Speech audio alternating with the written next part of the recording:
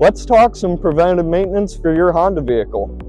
Right here next to me, we have a Passport, we have a brand new Pilot, we also have some Odysseys and some Civics and Accords. Now, different vehicles require different services, but every 5,000 miles, you should be doing your oil change, your tire rotation, and let us do that multi-point inspection where we check out the whole vehicle for you.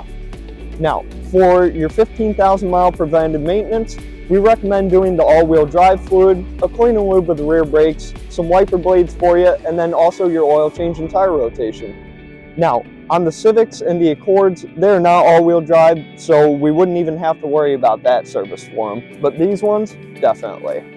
Every 30,000 miles for your vehicle, you should be doing your transmission fluid, your brake fluid, all-wheel drive fluid if you do have it.